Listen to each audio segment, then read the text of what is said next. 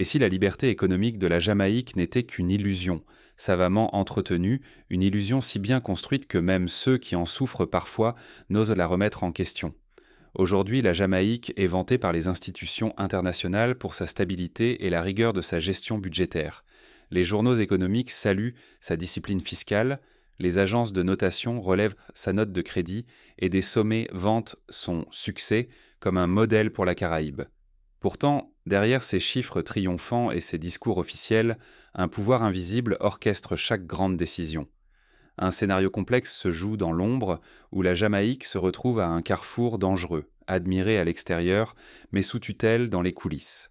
Depuis plus de 3 décennies, le Fonds monétaire international, institution fondée à la fin des années 40 pour stabiliser le système financier mondial, a silencieusement pris le contrôle du destin jamaïcain. Ce ne sont pas de simples recommandations, ce sont les impôts sur le salaire, le prix du pain, les subventions à l'agriculture, la répartition du budget public. Tout cela doit être validé ou modifié par une institution dont la direction n'a jamais été choisie par les citoyens jamaïcains. Prenons un exemple concret. Lors de la crise de 2012, le gouvernement jamaïcain souhaitait augmenter les salaires dans le secteur public pour compenser l'inflation galopante. Le FMI a immédiatement exigé un gel des salaires, arguant que la stabilité budgétaire passait avant le bien-être des fonctionnaires. Résultat, des hôpitaux sous-dotés, des écoles où les enseignants cumulent plusieurs emplois et une fuite des cerveaux qui privent le pays de ses talents. Officiellement, on célèbre une réussite. Mais en réalité, cette liberté n'est profitable qu'aux puissants, marchés financiers, investisseurs étrangers, grandes multinationales. Pendant qu'ils encaissent les bénéfices d'une économie soi-disant ouverte, c'est la population qui subit les conséquences. Vie quotidienne plus chère, services publics affaiblis, dépendance accrue.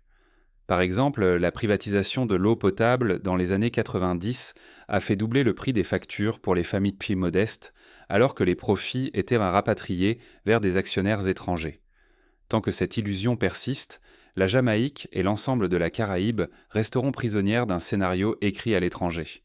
La vraie liberté, celle qui permettrait à chaque citoyen de choisir son avenir et de défendre sa dignité, s'éloigne inexorablement. Pire encore, ce sont nos enfants qui hériteront d'un cercle vicieux de survie, au lieu d'une prospérité authentique et conquise collectivement. Les jeunes diplômés, faute de perspective, partent se travailler au Canada, aux États-Unis ou au Royaume-Uni, laissant derrière eux des familles éclatées et des communautés appauvries. Comment la Jamaïque s'est-elle retrouvée piégée dans ce système? Et surtout de pourquoi ce piège semble-t-il impossible à briser? Pour comprendre cette dépendance, il faut remonter au début de la crise jamaïcaine. Rien de tout cela n'est arrivé par hasard. Il faut se rappeler qu'en 1962, lors de l'accession à l'indépendance, la Jamaïque était une île pleine de rêves et d'ambitions. L'enthousiasme était palpable dans les rues. Chaque famille imaginait un avenir façonné par ses propres forces, et la Caraïbe voyait en la Jamaïque un phare d'émancipation et de puissance culturelle. L'île voulait devenir un moteur pour la région, à l'image de Singapour ou de la Corée du Sud. Mais l'illusion se dissipe vite. Dès les années 70 puis 80, la Jamaïque est violemment frappée par les tempêtes économiques mondiales. La flambée des prix du pétrole après la guerre du Kippour, la chute soudaine des marchés du sucre et de la bauxite lorsque les États-Unis et l'Europe subventionnent leurs propres producteurs et une inflation qui ronge tout espoir de stabilité. Pour donner un exemple, le chômage est passé de 12% à plus de 30% entre 1978 et 1983. Les entreprises ferment, l'État vacille et la pauvreté explose. Un exemple, en 1985, la moitié des enfants de certains quartiers de Kingston souffraient de malnutrition. C'est alors que le Fonds monétaire international entre en scène, offrant des prêts comme ultime bouée de sauvetage. Mais chaque dollar prêté porte un prix caché. Privatisation, coupe drastique dans la santé, l'éducation, l'alimentation. Les priorités nationales ne sont plus décidées à Kingston, mais à Washington ou à Paris. Les Jamaïcains voient leur quotidien passer sous la loupe d'experts étrangers, leurs choix dictés par des impératifs venus d'ailleurs. À titre de comparaison, le Ghana et le Sénégal ont vécu le même scénario dans les années 80. Au Ghana, le FMI a exigé la suppression des subventions sur le cacao, appauvrissant des milliers de petits producteurs. La dette, elle, gonfle à chaque signature. Très vite, ce ne sont plus des aides, mais des chaînes. Chaque nouveau prêt ne sert qu'à rembourser le précédent, sous des conditions toujours plus sévères. La Jamaïque s'enferme dans un cercle vicieux, où l'indépendance ne survit que dans les mots, pas dans les actes. En 1990, la dette représentait déjà 150% du PIB. Ce piège dépasse la seule Jamaïque. La Barbade, la Grenade, Haïti, la Dominique. Toutes ces îles ont emprunté ce même chemin. Prêt après prêt, on exige d'elles austérité et sacrifice en échange d'une stabilité apparente qui n'est que façade. La souveraineté s'effrite, la dépendance devient la norme et l'avenir de la région se décide ailleurs. Lors de la crise financière mondiale de 2008, la Barbade a dû licencier des milliers de fonctionnaires sur ordre du FMI, provoquant des manifestations et une montée du chômage. Accepter ce cycle, c'est condamner toute une génération à survivre, jamais à prospérer. C'est renoncer à la dignité, à la maîtrise de son destin, à la possibilité même d'inventer un avenir meilleur. Les promesses s'envolent, les règles s'imposent, et la véritable prospérité s'éloigne encore. Prenons l'exemple de la Grèce, hors de la Caraïbe. Après 10 ans d'austérité imposée par la Troïka, le chômage des jeunes a dépassé 50% et la pauvreté infantile a doublé. Mais alors, si tant de pays ont déjà payé le prix fort, si la Jamaïque a même fini par rembourser ses dettes, pourquoi ce cycle infernal ne prend-il jamais fin? Pour comprendre ce piège, il faut regarder au-delà des chiffres et des bilans officiels. On doit explorer ce que l'austérité et la dette ont réellement coûté au peuple jamaïcain. Par exemple, entre 2010 et 2020, la Jamaïque a réduit de moitié les budgets de ses universités publiques, forçant des milliers d'étudiants à abandonner leurs études. La Jamaïque a-t-elle vraiment tourné la page du Fonds monétaire international, ou bien s'agit-il d'une illusion soigneusement entretenue? En apparence, le FMI n'a plus besoin de déverser des milliards de dollars pour contrôler un pays. Aujourd'hui, l'institution agit à distance en s'appuyant sur la surveillance continue et une série de règles gravées dans la loi. Ce système s'appelle la surveillance post-programme. Même après le remboursement officiel de toutes ces dettes, le FMI demeure dans l'ombre. Loi fiscale imposée, plafond strict sur les dépenses publiques, examen annuel qui conditionne la confiance des marchés. Derrière les discours officiels d'indépendance, c'est toujours l'institution internationale qui rédige les grandes lignes de la politique nationale. Un exemple frappant, en 2018, le gouvernement jamaïcain souhaitait augmenter le budget de l'éducation après avoir remboursé ses dettes. Le FMI a rappelé que tout dépassement du plafond de dépenses serait sanctionné par une dégradation de la note de crédit, rendant tout nouvel emprunt plus coûteux. Résultat, les écoles sont restées sous-financées et la qualité de l'enseignement a stagné. Les salaires des enseignants, les budgets d'hôpitaux, la capacité à investir dans l'économie locale, toutes ces décisions échappent à la souveraineté jamaïcaine. Les choix essentiels ne sont plus faits à Kingston, mais validés à des milliers de kilomètres, dans les bureaux du FMI à Washington ou dans les tours de New York. Un scénario similaire s'est produit en Argentine, où le FMI a imposé des coupes dans les retraites, provoquant une crise sociale majeure. Ce scénario n'est pas unique. La Barbade, la Grenade, la Dominique, Haïti ont toutes suivi la même trajectoire. Un prêt d'urgence, des années d'austérité, puis une surveillance qui ne s'interrompt jamais. Les chaînes de la dette se sont faites invisibles, mais elles lignent toujours les mains des gouvernements sous forme de règles, de bonnes pratiques dictées de l'extérieur. En 2020, la Barbade a été félicitée pour sa résilience, alors même qu'elle avait dû réduire de 30% ses investissements dans les infrastructures. On célèbre ces réformes comme des succès, stabilité retrouvée, croissance, confiance des investisseurs. Mais à quel prix? Ce cycle d'austérité et de dépendance érode silencieusement le tissu social caribéen, tandis que les profits s'envolent vers des investisseurs étrangers déjà puissants. Selon une étude de la Banque mondiale, plus de 40% des bénéfices réalisés dans la construction et le tourisme quittent la région chaque année. Pour la population, la facture est lourde. Les emplois deviennent précaires, les services publics sont réduits, les jeunes quittent l'île faute d'opportunités. Le rêve d'une prospérité authentique s'éloigne à mesure que s'imposent des contraintes étrangères. En 2019, près de 20% des jeunes Jamaïcains diplômés de l'enseignement supérieur ont choisi d'émigrer. Et si rien ne change, la région restera piégée dans ce cercle vicieux. Des politiques imposées de l'extérieur, des inégalités croissantes, une prospérité inaccessible pour la majorité. C'est un scénario déjà vu en Afrique de l'Ouest, où des pays comme le Niger, le Mali ou la Côte d'Ivoire ont connu les mêmes cycles sans fin de dettes et de privations. Mais cette domination silencieuse est-elle inévitable? Existe-t-il un autre chemin que cette promesse de liberté qui organise en réalité la dépendance? Pour comprendre ce qui se joue vraiment, il faut revenir sur l'histoire et les mécanismes du FMI dans la région.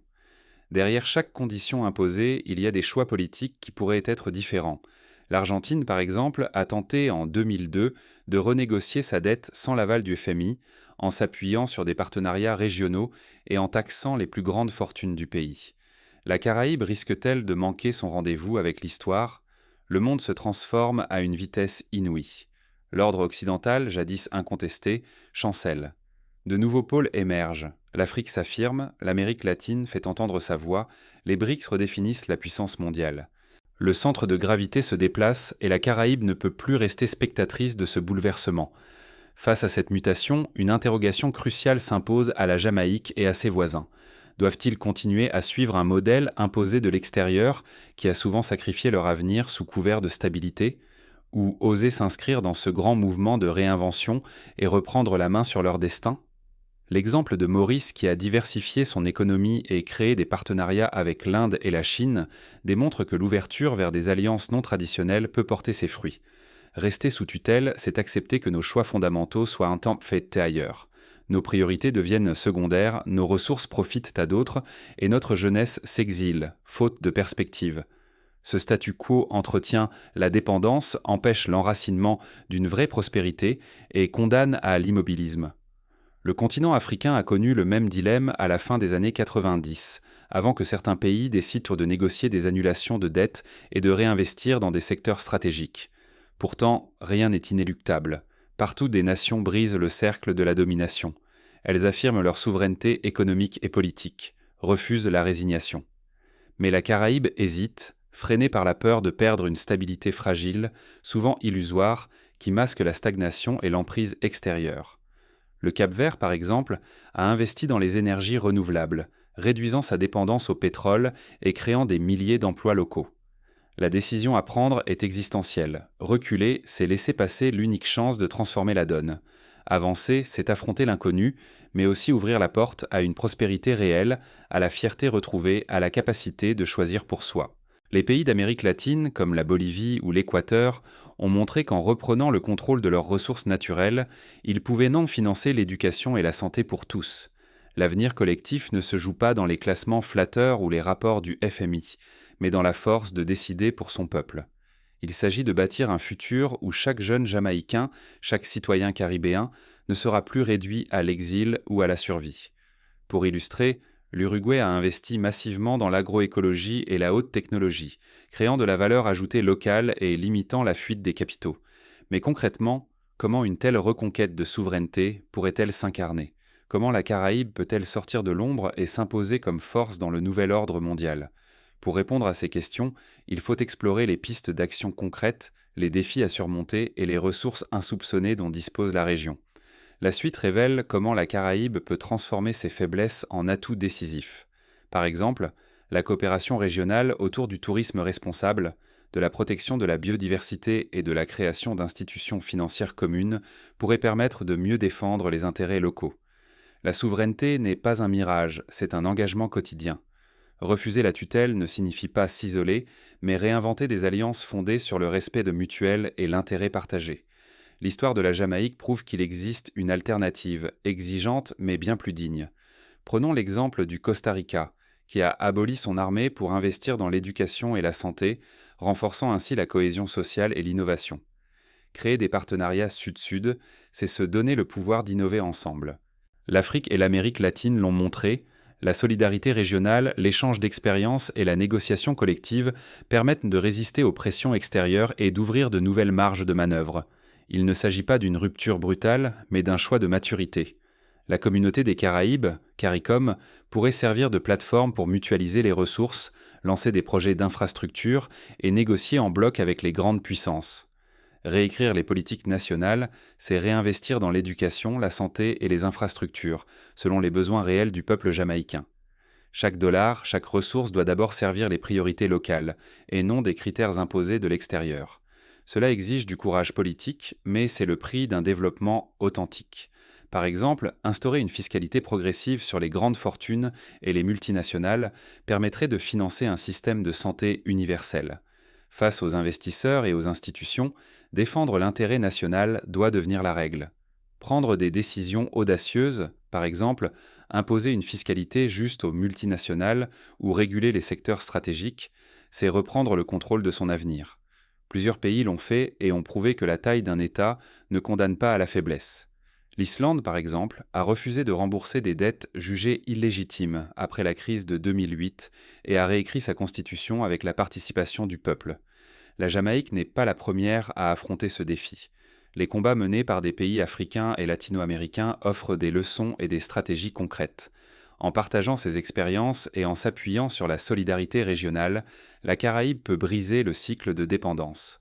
Par exemple, l'Union africaine a mis en place une agence de notation financière africaine pour réduire l'influence des agences occidentales. Retrouver confiance en soi, c'est accepter que la force d'une vision compte davantage que la taille d'un pays. L'histoire n'est pas faite pour les plus grands, mais pour ceux qui refusent de céder. Aujourd'hui, la Jamaïque peut choisir sa propre route, sans attendre la permission de quiconque. En 2022, le Botswana a prouvé qu'en maîtrisant ses ressources diamantaires, il pouvait financer l'éducation pour tous ses enfants. Mais l'attente est dangereuse. Laisser filer le temps, c'est risquer de manquer l'opportunité de bâtir un modèle économique au service du peuple et non du marché. Le véritable péril n'est pas la contestation, mais l'inaction. L'histoire récente de la Tunisie, qui a hésité à réformer son modèle économique, montre que l'indécision peut conduire à l'instabilité durable. La Jamaïque se trouve donc à un carrefour décisif. Mais comment concrètement briser le cycle de dépendance et ouvrir la voie à une souveraineté durable? Rien ne changera sans la volonté du peuple jamaïcain. Le changement véritable naît du débat public, de l'engagement citoyen et de la capacité à exiger des comptes de la part des dirigeants. Organiser des consultations populaires, créer des forums de débat sur l'avenir économique, renforcer l'indépendance des médias et soutenir la société civile sont les premiers pas vers la reconquête de la souveraineté. La Jamaïque affiche aujourd'hui une stabilité rassurante. Pourtant, derrière cette façade, une vérité persiste. L'indépendance reste fragile tant que d'autres écrivent les règles. Chaque jour passé à attendre, c'est céder un peu plus de pouvoir à ceux qui, depuis l'extérieur, tracent le chemin à suivre. C'est un moment charnière. Si la population jamaïcaine ne s'empare pas de sa destinée, le même scénario se répétera encore et encore. Ici, il ne s'agit pas que d'économie. C'est la dignité, la liberté, l'espoir de toute une génération qui se joue. Le mouvement Black Lives Matter a montré que la mobilisation populaire peut, en quelques mois, changer la perception et les priorités d'un pays. Fermer les yeux aujourd'hui, c'est accepter que l'avenir soit éternellement dicté par d'autres. Derrière les chiffres rassurants, il y a la réalité. Des écoles sous-financées, des hôpitaux débordés, des familles sont prisonnières d'un cycle d'austérité. Cette réussite ne bénéficie pas au peuple, mais à ceux qui tiennent la plume. Pour la Jamaïque, comme pour toute la Caraïbe, il devient urgent de reprendre en main son récit. Cela exige du courage collectif, une vigilance de chaque instant et la force de réinventer le modèle hérité. Refuser l'illusion du progrès dicté, c'est rouvrir les possibles pour tous. Les outils numériques, les plateformes collaboratives et les coopératives de jeunes peuvent accélérer cette transformation. Aucune institution internationale n'apportera la libération. Elle naîtra de l'engagement citoyen, de la solidarité et de la reconquête de la souveraineté politique et économique. L'histoire reste à écrire, à chaque génération de refuser la résignation. Les pays baltes, après leur indépendance, ont montré que la reconstruction du tissu social et économique passe d'abord par l'unité et la mobilisation citoyenne. Alors une question demeure, qui écrira la suite? Le choix appartient à la Jamaïque et à elle seule. Saisir cette chance, c'est entrer dans l'histoire non plus comme victime d'un système,